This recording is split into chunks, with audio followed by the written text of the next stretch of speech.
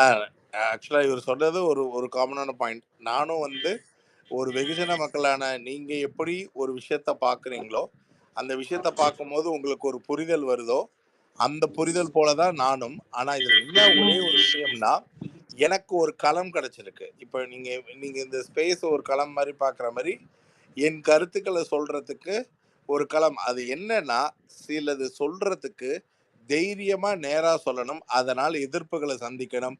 அதனால் தேவையில்லாத சில கான்ட்ரோவர்சி, நட்பு அ அ எல்லாத்தையும் இழக்க வேண்டிய ஒரு சூழ்நிலை ஏற்படும். ஏன்னா, நீங்க சொல்றது உங்களுடைய சக நண்பர்கள. இப்ப நான் வரும்பொழுது, நான் 2ண்ட் சீசன்லேருந்து ரிவ்யூ பண்ணிட்டு வரும்பொழுது, என் படங்கள்ல நடிச்சவங்களே நெறைய பேர் இருக்காங்க. அது போக என்னுடைய நண்பர்கள் நெறைய பேர் அ அ உள்ள கேம் ஆடுறாங்க. இப்ப என்னன்னா, விளையாட்ட விளையாட்டா பேசணும். அந்த விளையாட்டுல அவங்க செஞ்ச நிகழ்வுகளுக்காக பேசும்பொழுது, அந்த பேசுறது வந்து இப்ப எப்படி நான் நினைக்கிறத நீங்க நினைக்கிறீங்க, நீங்க நினைக்கிறத நான் நினைக்கிறேன்னா, நம்ம பார்த்துக்கிட்டு இருக்கும்போது நம்ம உணர்வுகள் ஒண்ணு தானே. நம்ம இப்போ ஒருத்தன் வந்து அ ஒரு ஒரு லெவலுக்கு மேல ஒருத்தன் வந்து ரொம்ப நடிக்கிறான்னா, அந்த இடத்துல நம்ம வீட்ல டிவி ரிமோட்ட கையில இவன் ரொம்ப நடிக்கிறான். இதெல்லாம் ரொம்ப ஓவரா இருக்குது. அப்படின்னு நம்ம என்ன மனசுக்குள்ள நினைக்கிறோமோ, அத அந்த பர்ட்டிகுலர் ஆட்கள் முகத்துக்கு முன்னாடியே சொல்றதுக்கு ஒரு செகண்ட் யோசிக்காத ஆளா இருக்கிறதுனால, அது ஒரு ஒரு வேளை ஒரு படி இப்ப ஏன்னா, நீங்க இப்படி சொன்னீங்கன்னா, இப்ப இப்ப இப்ப உதாரணத்துக்கு, ஒரு பொதுமக்களா நீங்க அப்படி சொன்னீங்கன்னா, அந்த நடிகன் உங்கள பார்க்கிற விதமும், இத நான் சொல்லும்போது என் மேல இருக்கிற காண்டும் எல்லா குரூப் சேர்ந்துப்பாங்க. இப்ப இந்த ஒரு வாரத்துல நான் வெளில வந்தேன். இத நான் இன்னைக்கு சொல்லக்கூடாது. ஆனா இந்த ஒரு வாரத்துல நான் வெளியில வரணும்னு எத்தன பேர் வெயிட் பண்ணியிருந்தாங்கன்னு, நீ ஒரு மக்கள் வெளில அனுப்புறதெல்லாம் இருக்கட்டும். எத்தன 6 சீசன் கண்டஸ்டன்ட்ஸ் எத்தன பேர் வெயிட் பண்ணிட்டு இருந்தாங்க. கிழிச்சிட்டியா? நாங்கலாம் எவ்வளோ நாள் இருந்தோம். அது இது இது எல்லாம் எனக்கு எல்லாமே தெரிஞ்சுட்டு தான் நான் உள்ள போறேன்.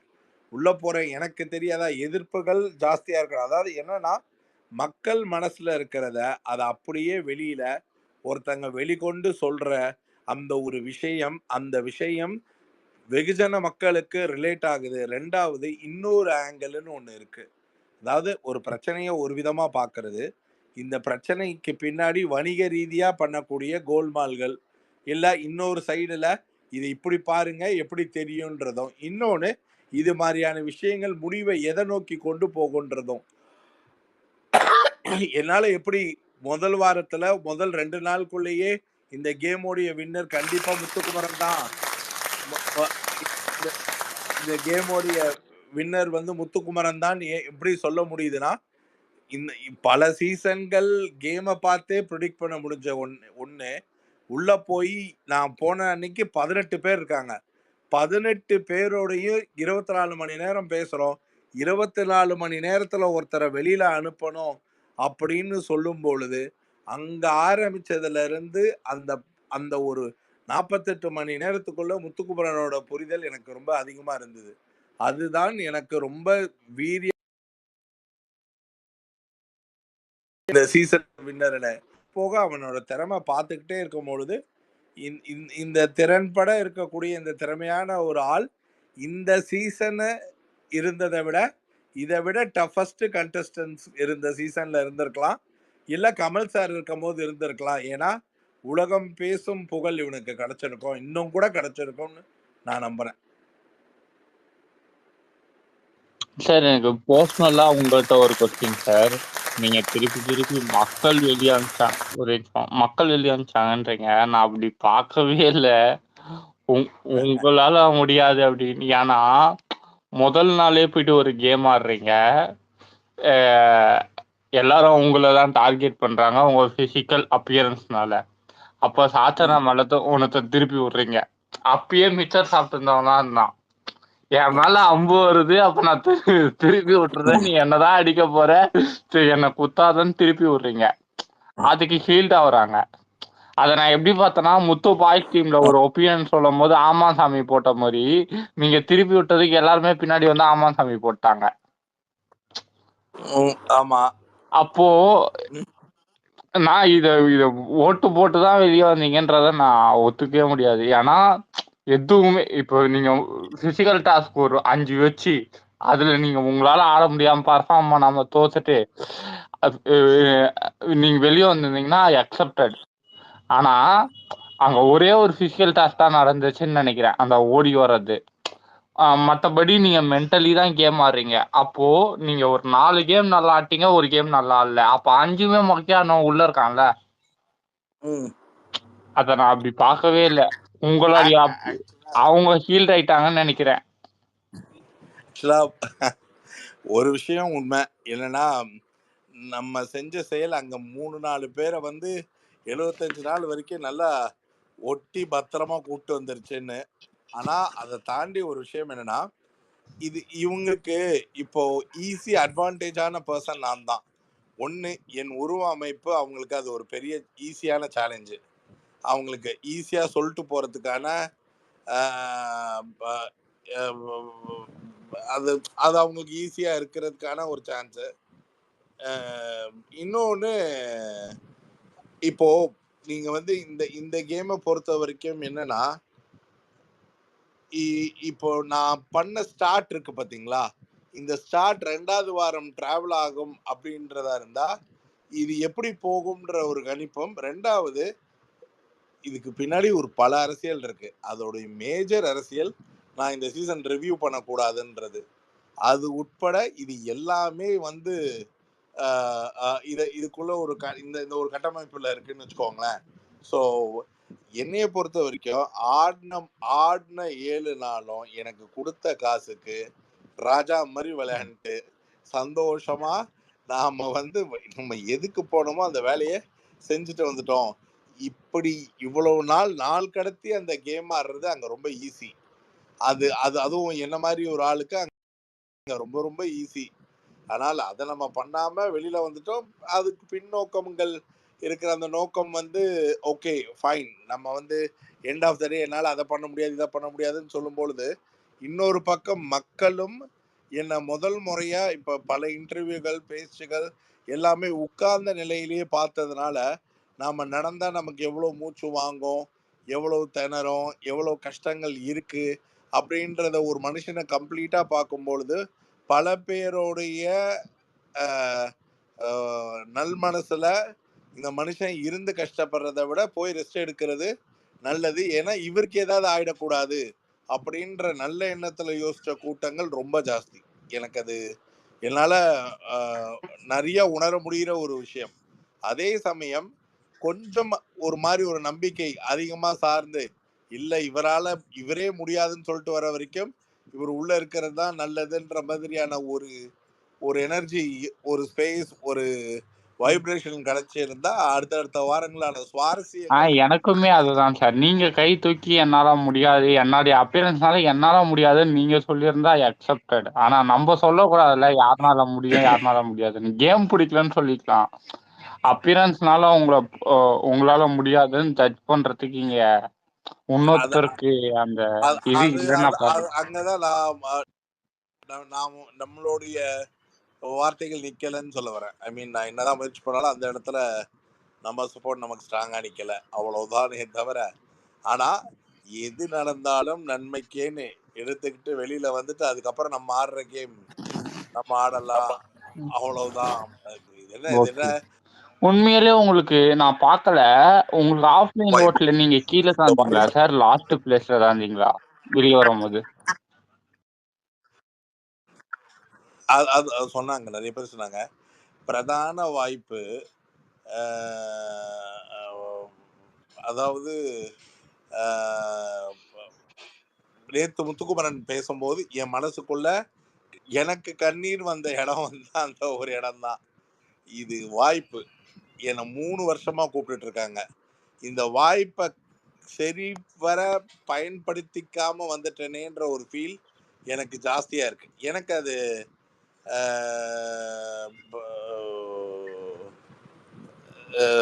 எப்படி சொல்றது, எனக்கு வந்து நான் பார்க்குற விதத்துல சொல்றேன் நான்.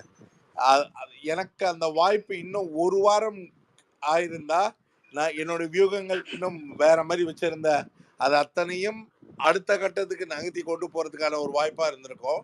ஸோ ஒரு வாய்ப்பு நிக்கிற அவனுக்கு மட்டும்தான் தெரியும் ஒவ்வொரு அந்த வாய்ப்போடைய எந்த இடத்துலயும் எந்த ஒரு சிறு கவனக்குறைவாலையும் எதுவும் அடி வாங்கிடக்கூடாதுன்னு ஒருத்தன் எவ்வளவு ஒரு கேம் முனைப்போட இருந்தானோ அதை நினைச்சிருப்பான். ஏன்னா எனக்கு கேம் முனைப்பை தவிர வேற எதுவும் கிடையாது. அவனுக்காவது ஒரு லட்சியம் இருக்கு. எனக்கு இதுல பணத்துக்காகவோ இல்ல இதுக்கப்புறம் தான் என் கரியர் டெவலப் ஆக போதோ அப்படிலாம் கிடையாது. எனக்கு விளையாட்டு பிடிச்சி மட்டும்தான் போனேன். எனக்கு அந்த அந்த ஒரு தருணம் மிஸ் ஆகும் போது ரொம்ப வருத்தமா இருந்தது. இவன் இவன் ஃபீல் பண்றது கரெக்டு தான். அது அது அமைதி அப்படின்றது. But end of day it's okay. இப்போ அதாவது எப்பவுமே 2 விஷயம் இருக்கு. இங்க கிங்கா இருக்கிறத விட கிங் மேக்கரா இருக்கிற மாதிரி பிளேயரா இருக்கிறத விட ரிவ்யூரா இருக்கிறதுல தான் நம்ம கிங்கு. அதனால நம்ம கிரவுண்டுக்கே போயிடுவோன்றது தான் எனக்கு தோணுச்சு. சார் எனக்கு ஒரு question sir. Ravi sir. Yes sir, சொல்லுங்க சார். சார் எனக்கு ஒரு கொஸ்டினு. ஆக்சுவலி நேத்து நடந்த அந்த கேப்டன்சி டாஸ்க் முடிஞ்சு முத்து வந்து பார்த்தீங்கன்னா, ரொம்ப எமோஷனல் ஆயிட்டு, நான் பண்ணது கரெக்ட்டா? தப்பா? நான் என்ன பண்ணேன்? ஏது பண்ணேன்? எப்படி இருந்தது? அப்படின்னு கேட்ட ஒரே ஆளு தீபக் மட்டும் தான். ஒருவேளை அந்த இடத்துல நீங்க இருந்திருந்தீங்கன்னா, ஃபர்ஸ்ட்டு கேட்குற ஆளு உங்ககிட்ட மட்டும் தான் கேட்டிருப்பாரு. ஆனா எப்படிண்ணா நான் பண்ணது ஏதாவது தப்பாயிருச்சா? இல்ல எதனால நான் பண்ணேன்? அப்படிங்கிற விஷயம் வந்து உங்ககிட்ட ஃபர்ஸ்ட்டு கேட்டிருப்பாரு. ஸோ ஒருவேளை நீங்க அந்த இடத்துல நேத்து இருந்திருந்தீங்க அப்படின்னா, நீங்க எப்படி இந்த விஷயத்த ஹேண்டில் பண்ணியிருப்பீங்க? என்ன இன்புட் வந்து முத்துக்குமார்ட்ட சொல்லியிருப்பீங்க? நான் ஸ்ட்ரெயிட்டா திரும்பி பிக் பாஸ் கிட்ட, பிக் பாஸ் எனக்கு ஒண்ணு புரியல. டாஸ்க் நீங்க கொடுத்துட்டீங்க, கேம் அவனை ஆட சொல்றீங்க. அந்த கேமும் அவன் ஆடுறதுல அவனுக்கு ஒரு வியூகம் இருந்தா, அந்த வியூகம் அது பவித்ராவே ஜெயிக்க வைக்கிறதா இருந்தா, அதை ஜெயிக்க வைக்கிறதுல உங்களுக்கு என்ன பிரச்சனைன்னு அப்படியே கேட்டிருப்பேன். ஒண்ணு. 2வது, இந்த சீசன்லயே இந்த மாதிரி நடந்தது இல்லையா? இப்ப பவித்ரா இந்த கேமை ஜெயிக்கிறது அவன் டிஸ்ட்ராக்ட் ஆயிருக்குன்னு சொல்றான். இது இருக்காதுன்னு நீங்க பவித்ரா கிட்டயே போய் கேட்கறதோடைய அர்த்தம் எனக்கு புரியல. இப்ப பவித்ரா வந்து சொல்றதுதான் இதோடைய தீர்மானமான பாயிண்டா? அதுக்கு தானே நீங்க நடுவர் வச்சிருக்கீங்க. நடுவர்கிட்ட கேட்டீங்க, நடுவர் சொல்லிட்டாரு. எத்தனையோ இடத்துல அன்பேரா விளையாண்ட எல்லா இடத்துலயும் நடுவர் சொன்னதை கேட்டுட்டு தானே போனீங்க. ஏன் இதுல மட்டும் முத்துக்குமரன் மேல ஒரு தனி காழ்ப்புணர்ச்சி இப்படின்னு ஸ்ட்ரெயிட்டா கேட்டுருவேன்.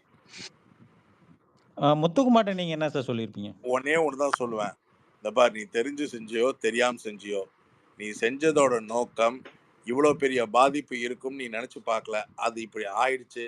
இப்படி ஒரு டெசிஷன் அவங்க எடுத்துட்டாங்க, ரத்து செஞ்சு எடுத்துட்டாங்க. நீ உண்மையா ரியலைஸ் பண்ணிட்டல, ரியலைஸ். ரெகுரெட் ஆயிட்டல, ரெகுரெட். சாரி கேட்டல, கேட்ட. இந்த சாரிக்கு பதில் சாரி கொடுக்கணும்னு தோன்றவங்க கூப்பிட்டு கொடுத்துருவாங்க, பேசாம இரு. இதையே கேட்டுட்டு இருந்தேன்னா மன அழுத்தம் ஆகும், மன உளைச்சல் ஆகும், விளையாட்டு டிவியேட் ஆகும், விளையாட்டு கன்வெர்ட் ஆகும், வெற்றியின் பாதையிலிருந்து கவனம் சிதறும். எல்லாத்தையும் விட்டுட்டு பேசாம விடு. நீ என்கிட்ட சொன்னதுதான், கண்ணை தொடச்சிட்டு ஆடு. 106 நாள் இருக்கணும்னா சாப்பிடணும், விளையாடணும். போ வேலையை பார், அவ்வளவுதான். நீ அழுதா சூப்பர் சார். கூப்பிட்டெல்லாம் சாரிலாம் யாரும் சொல்ல மாட்டாங்க. சாரிக்கு சாரி, ஐ மீன் உன் சாரி அக்செப்டட்னா உன்னை கூப்பிட்டே சொல்லுவாங்க. கூப்பிடுற வரைக்கும் நீ உன் விளையாட்டுல இருக்கிற உன் நிலைப்பாட்டை தான் சொல்ல முடியுமே தவிர, உன் நிலைப்பாட்டை தாண்டி உன் நிலைப்பாட்டில் இருக்கிற நியாயத்தை நீ உனக்கான கன்ஃபெஷன் ரூம்க்கு கூப்பிடும் போது இன்னும் கொஞ்சம் பர்சனலாக பகிர்ந்து பேசு. நான் இப்படி நினச்சேன், நான் இதை பண்ணணும்னு நினச்சேன், நான் இப்படி யோசித்தேன் அப்படின்றதெல்லாம் பேசு. அதுக்கப்புறமும் அவங்களுக்கு கோபம் குறையலைன்னா அது அடுத்த கட்டம். ஆனால் பொதுவாக அங்கே ஒரு ட்ராமா இப்படி ஒரு நடக்குது, இதனால் இது கேன்சல் ஆயிடுச்சு அப்படின்னு சொல்கிறது உன்னைய இந்த இடத்துல உன்னுடைய கான்ஃபிடென்ஸை உடைக்கிற மாதிரியான ஒரு இடமா இருந்தால் அதுக்கு நீயே ஸ்பேஸ் கொடுத்தா, ஆமாம் நான் உடஞ்சிட்டேன்னு காமிக்காத. நீ தப்புக்கு வருந்து. கண்ணீருக்கு எல்லாம் அதாவது எப்படின்னா, விளையாட்டுல உன் நிலை தடுமாற மாட்டேன்றது தான் உன் அறம்னு நான் நினைச்சுக்கிட்டு இருக்கேன். நீ அறத்துக்கு புறன்பா ஆட மாட்டேன்னு நான் நம்புறேன்னு அவனை ப்ரொவோக் பண்ணி மோட்டிவேட் பண்ணோம்னா இப்படிதான் சொல்லணும். Super sir, super sir. உண்மையாலுமே ரொம்ப கரெக்டா சொல்லியிருந்தீங்க சார். நேத்து நீங்க அந்த இடத்துல இல்லாதது ரொம்ப மிஸ்ஸிங்கா இருந்ததுங்க சார். இன்னொன்னு பார்த்தீங்கன்னா, ஏன் சார் ஹவுஸ்மேட்ஸ் யாருமே பார்த்தீங்கன்னா, முத்துவ ஒரு பேச்சால லாக் பண்ணவே முடியல. இல்ல ஆக்சுவலா ஒவ்வொருத்தருக்கும் ஒவ்வொரு திறமைன்னு வச்சுக்கோங்களேன். அந்த அதிக ஆற்றல் இவனுக்கு அந்த பேச்சு திறமையில இருக்கு. இதுல பஞ்சரிக்கு இருக்குங்க.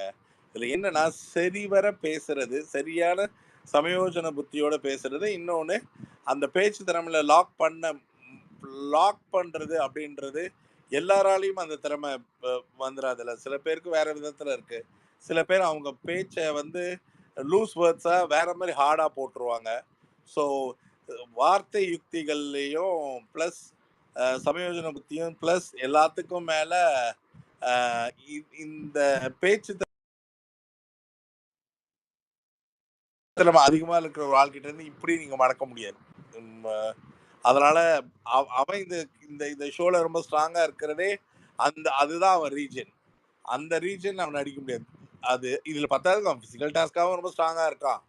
பட் இதுல அவன் கொஞ்சம் ரொம்ப ரொம்ப முனைப்பா இருக்கு. அதனாலதான் இவனோட 4 வார அமைதி கூட மத்தவங்களுக்கு வந்து இவன் டவுன் ஆயிட்டான், இவன் அவ்வளவுதான் மிக்சர் சாப்பிட்றான் அப்படின்றது. சார் லைட்டா பிரேக் ஆயிடுச்சு சார். ஒரு நிமிஷம் இருங்க, ஒரு ஃபோன் கால் தான், ஒரு நிமிஷம்.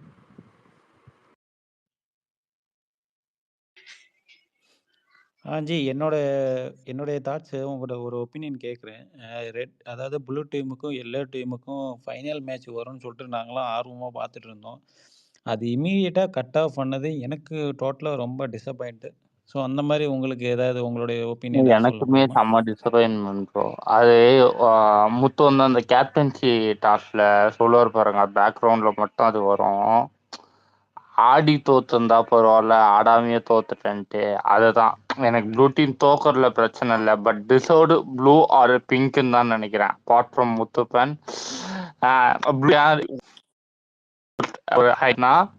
அவங்க வந்து ஒண்ணுமே பாதிக்கப்படக்கூடாது மத்தவன் அப்படின்னு பார்த்தாங்க. பிங்க் அப்படி ஆடல. அதுலயுமே எனக்கு புரிஞ்சுது பிங்க்குக்கு ஒரு இது இருந்ததுன்ட்டு. ஆனா டிசர்வ்ட்னா ப்ளூ ஆர் பிங்க் தான். எல்லோ டிசர்வ்டே இல்லை. பட் அது உள்ள ஆடுறது கேம்ல இல்ல ப்ரோ, வெளியே ப்ரொஜெக்ட் ஆகுதானே கேமு. அன்னைக்கு எல்லோ பெருசா கொண்டாடல, பிங்கை கொண்டாடினவங்களும் ப்ளூவை கொண்டாடினவங்க தான் அதிகம். அதான் ஒருவேளை அவங்க 2 பேத்துக்குமே ஒரு ஃபைட் கொடுத்துருந்தாங்க அப்படின்னா இன்னைக்கு அந்த எல்லோ வந்து பார்த்தீங்கன்னா ஒரு நெகட்டிவ் வருது இல்லை, அவங்க டிசர்வ் கிடையாது அப்படின்ற ஒரு தாட் வந்து வந்திருக்காது. ஏன்னா அவங்களும் ஈக்குவலாக சண்டை போட்டிருப்பாங்க 2 பேர்த்து ஈக்குவலாக. ஸோ அந்த விஷயம் கட் ஆஃப் ஆனதுனால தான் முழுமையாக வந்து அந்த நெகட்டிவ் வந்து எல்லோ டீம் மேலே போச்சு. அப்பயும் வந்து ரயானை வந்து பிடிச்சிருப்பாள்ல, அப்பயுமே வந்து இல்ல, ரயானை ஏன் வந்து ஒரு எல்லோ fight டிசர்வ்டு கிடையாதுன்னு நான் சொல்றேன்னா, திருப்பி அவங்க ஆடி இருந்தா டிசர்வ்டு அப்படின்றதுக்கு இல்ல, சரியா? Safe game. Ranjith and Rayan, Jacqueline நான் சொல்ல மாட்டேன், ஜாக்லின் சேஃப் கேம் ஆடல. Ranjith and Rayan safe game ஆடினாங்க. நான் இப்படி பிரிக்கிறேன்னு இல்ல, ஒரு ஃபீமேலோட ஒரு மேலு ஸ்டாமினா அதிகம்ன்ற போது ஜாக்லின் வந்து அதெல்லாம் தட்டி விட்டு இல்ல நான் ஆடுவேன்னு ஆடும் போது ரஞ்சித்தும் ரயானும் அந்த சேஃப்ல ஆடினது கேவலமா இருந்துச்சு.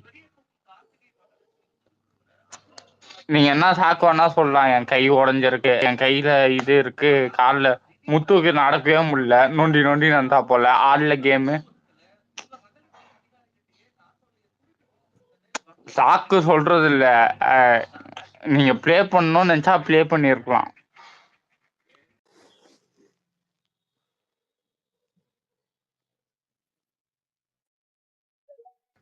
கேக்குதா? கைஸ் வணக்கம். ப்ரோ நான் ஒன்று சொல்றேன், எனக்கு பக் இருக்கு, நிறைய பேரோட ஸ்பீக்கர் ரெக்வஸ்ட் எனக்கு காமிக்க மாட்டேங்குது, அதனால தப்பா எடுத்துக்காதீங்க யாரும். ஸ்பீக்கர் ரெக்வஸ்ட் காமிக்க மாட்டேங்குது, நிறைய பேர் இருக்கிறதெல்லாம் காமிக்க மாட்டேங்குது. அவ்வளவுதான், ஒரு காலி தப்பா காலினா முடிஞ்சிருச்சு. விஜய் ப்ரோ ஆமையா எனக்கு ஒரு क्वेश्चन சார். கேக்கல ப்ரோ, கேளுங்க. விஜய் ப்ரோ, எனக்கு ஒரு கொஸ்டின், ஒரு டவுட் இருக்குது, அதை நீங்கள் கிளாரிஃபை பண்ணால் நல்லாயிருக்கும்னு பார்த்தேன். என்னென்னு பார்த்தீங்கன்னா, அந்த முந்தா நேற்று வந்து அந்த டாஸ்க்கு முடிஞ்சது, வின்னர் வந்து அனௌன்ஸ் பண்ணிட்டாங்க. பண்ணிக்கிட்டதுக்கு அப்புறம் வந்து ஜாக்கு, மஞ்சரி மேமு, அப்புறம் வந்து முத்து 3 பேருமே உட்காந்து பேசும்போது அந்த கான்வர்சேஷனில் முத்து அழகாக ஒரு விஷயத்தை அந்த வார்த்தையாலே ஜெயிச்சிருப்பார். என்ன அப்படின்னா, ஜாக் நீ வந்து சொல்கிற நாங்கள்லாம் கரெக்டாக தான் ஆடினோம், கூட்டணி தர்மத்தை வந்து நாங்கள் மீறல அப்படின்னு நீ சொல்கிற. ஆனால் வந்து ரயான் வந்து அந்த கூட்டணியில் இல்லை, கூட்டணி தர்மத்தை வந்து ரயான் வந்து பார்த்தீங்கன்னா அது பண்ணவே கிடையாதுங்கிறத ஜாக்கு ஒத்துக்கிற மாதிரி பேசுனது தான் நான் சொன்னேன். அது ரயானே ஒத்துப்பாரு ப்ரோ. அது அது முத்து பேசல அப்படின்னா, அந்த அந்த கான்வர்சேஷன் வந்திருக்காது. ஆனா, அத வந்து முத்து வந்து அந்த வார்த்தையால அவங்கள இல்ல, இல்ல. வந்து ஒத்துக்க வச்சது தான் பெரிய இல்ல, விஷயமா இல்ல. நான் பார்க்குறேன். முதல் மஞ்சுரி தான் இத எடுத்து போட்டிருப்பாங்க. மொத்து பண்ணிப்பாரு. உள்ளேயே விட்டுருப்பாங்க. ஆனா நாங்க அப்படி மானிட்டர் பண்ண முடியாது. ப்ரோ கேக்குதா? ப்ரோ ஜானகிராம் கேக்குது, கேக்குதா கேக்குது. ப்ரோ? பிரசன்னா சொல்லியா என்னாச்சு? ராணா ஃபேன் ஸ்பேஸ் தானே அது? சொல்லியா? என்ன எங்க போயிட்டாங்க அவங்க? யோ ஹோஸ்டே தூங்கிட்டாங்க, என்ன எந்திரிக்கலையா? தூங்கிட்டாங்களா? ஆமா. இல்ல ராணுவ ஃபேன் ஸ்பேஸ்ன்னு இருந்துச்சா? சேர்னு உள்ள வந்தா ஃபுல்லா முத்துக்குமரனை பத்தி பேசிட்டு இருக்காங்க. அதான் டவுட் இல்ல ப்ரோ. ஆயிடுச்சு. நாங்க கிட்டத்தட்ட 5 மணிலேருந்து போயிட்டு தான் இருக்குது. எல்லாம் ஒவ்வொன்றா நானும் ஆமாயா, முத்துக்குமார் பத்தி பேசிட்டு இருக்கோம். நான் நைட் 10 மணிக்கு ஆரம்பிச்ச ஸ்பேஸ் நான் 5 மணிக்கு இன்ன வரைக்கும் ஜாயின் ஓடிக்கிட்டு பண்ணேன். இருக்கு. நான் 5 மணிக்கு அதான் அவர் அதான் பாவங்க, அவர் தூங்கவே இல்லைங்க. ஜானகிராம் ப்ரோ விடிய விடிய தூங்கலையா? தூங்குங்க ப்ரோ. நாங்க பாத்துக்கிறோம். கோ ஹோஸ்டும் மாத்தி விட முடியல. ப்ரோ அதுக்காட்டியா பக் ப்ரோ எனக்கு செம தூங்காம பக்கு. இருக்கீங்க?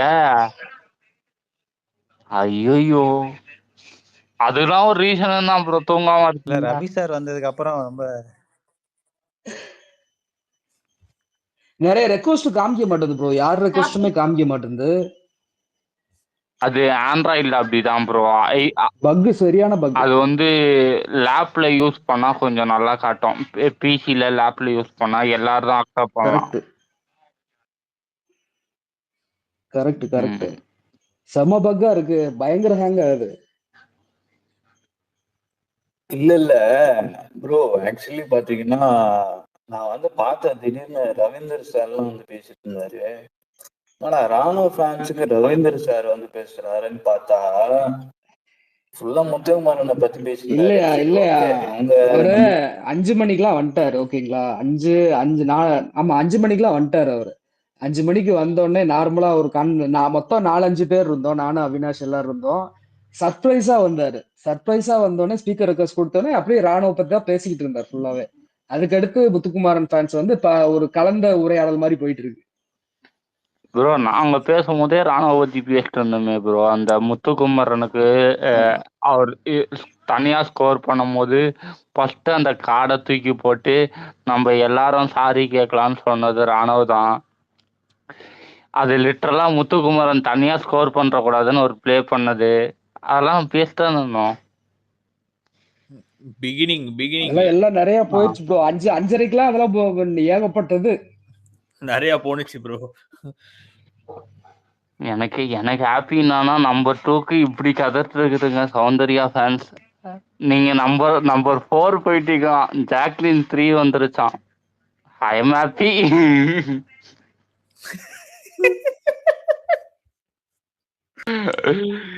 காம்படிட்டர் முத்துக்குமரன் இல்லம்மா உங்களுக்கு ஃபர்ஸ்ட். அதான் நான் யோசிச்சேன், உண்மையாலே நான் அடுத்த வாரம் ராணுவுக்கு கீழே போகணும்னு கூட பாக்குறேன் கிராஃப். ஆனா அதுக்கு அடுத்த வாரம் டிடிஎஃப் மட்டும் அவர் ஒரு ப்ளே பண்ணிட்டாரு. அது வேற கேமே வேற. ப்ரோ நெக்ஸ்ட் வீக் ஃப்ரீ ஸ்டாஸ்க்கு அப்படின்னா ராணுவுக்கு நல்ல ஸ்கோப் இருக்கு ப்ரோ. இல்ல ப்ரோ, ஃப்ரீ ஸ்டார்ஸ்ல ராணுவுக்கு பெரிய ஸ்கோப் இருக்காது. ஏன்னா ஃபேமிலி வரும்போது இருங்க, ஏன்னா கொஞ்சம் உங்க டேட் மேல ஒரு வேற ஒண்ணு பண்றாங்க. ஆனா நீங்க யோசிச்சு பாருங்க, அந்த கைய வச்சுக்கிட்டு அந்த ஃபினாலே டிக்கெட் இருக்குல்ல, அதை வாங்க தேவையில்ல, பர்ஃபார்ம் பண்ணிட்டாலே யோசிச்சு பாருங்க. அது எண்டூரன்ஸ் டாஸ்க்கு சும்மா இல்ல.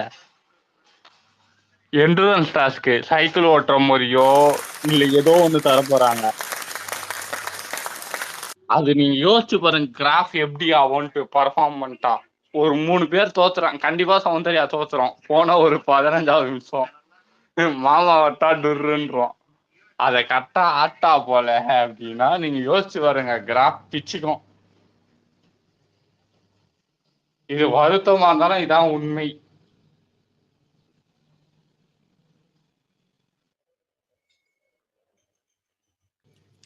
சொன்ன மாதிரி புஷ் கிடைக்கும் ராணுவுக்கு இந்த டாஸ்க்ல.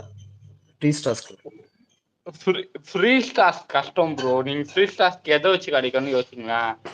ஏன்னா ஃப்ரீ ஸ்டார்ஸ்ல அந்த கேம் ஆடணும்னா ஜெஃப்ரி அதை வேணும்ட்டே பண்ணான்ற பிளேவை ஃபேமிலி தூக்கி போடணும். அது எப்படி தூக்கி போடணும்னா தீபக்கை கால் விட்டு தள்ளலாம் தெரியுமா, அதை கரெக்ட். எக்ஸ்போஸ் பண்ணி அப்ப ஏன் அது இன்னைக்கே ராணுவுக்கும் அதுக்கான இவன் இதே பண்ணி தெரியும் ப்ரோ. இன்னைக்கே அதுக்கான இது தெரியும் நினைக்கிறேன். கேட்க மாட்டாரு ப்ரோ விஜய் சேதுபதி.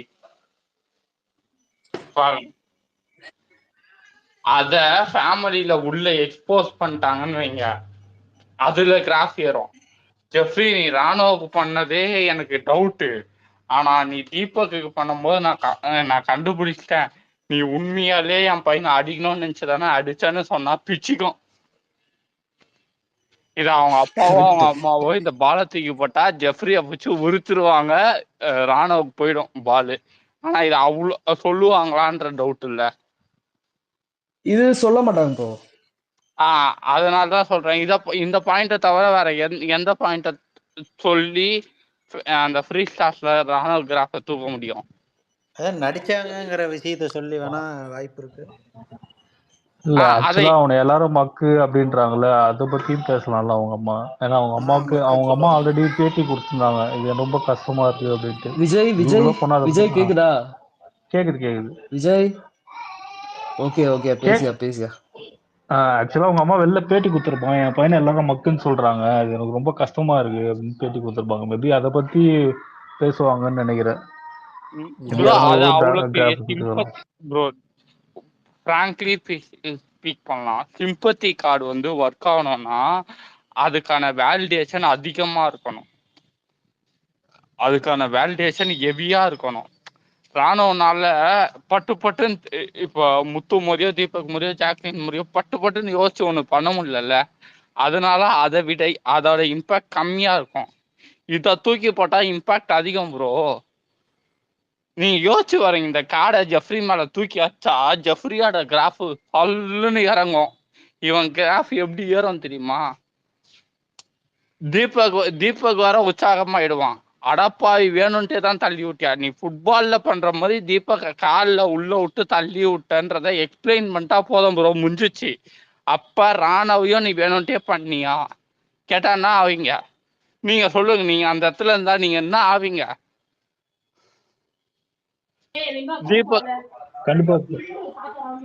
தீபக மட்டும் தான் நான் வேணும்ட்டே ப்ரோ. லைவ்ல கேட்டு வெளியே அமிச்சிக்கிட்டோம் ப்ரோ. கிராஃப்னா ஆகும், வெளியே அமிச்சுக்கிட்டோம் பாதியில, கிராஃப்னா ஆகும். அவங்க அப்பா அம்மாவே வெளியே துரத்தி அமிச்சிட்டோம் ப்ரோ கேட்ட பிறகு. மேபி அது அவங்க அப்பா அம்மா மேலேயும் பேக் ஃபயர் ஆகும்ல, இவ்வளவு நாகரிகமா பேசுறாங்க அப்படின்ட்டு. நான் உண்மையே தானே கேட்டேன், எனக்கு தோணுச்சு என் பையன் கீழே விழுந்திருக்கான், அப்போ கூட எனக்கு வந்து 50-50 இருந்தது. நீ தீபக்க வேணும்ட்டே தள்ளுற காலை உள்ள விட்டு, அப்போ உன் இன்டென்ஷன் என்னன்னு எனக்கு தோணும்ல. எப்படி அது பேக் ஃபயர் ஆகும் ப்ரோ? நம்ம புள்ளை கீழே விழுறான் ப்ரோ, அப்பயே நம்ம காண்டிருக்கோம், தள்ளி விட்டோம் மேல. இன்னொருத்தனுக்கு அவனை பண்ணும் போது வேணும்ட்டே பண்றான்னு பாத்துறீங்க, அப்ப எவ்வளவு உச்ச காண்டு இருக்கும். மேபி நீங்க சொல்ற மாதிரி கூட நடக்க வாய்ப்பு இருக்கு ப்ரோ. இது கிராஃப் பிச்சுக்கும் ப்ரோ, சீரியஸா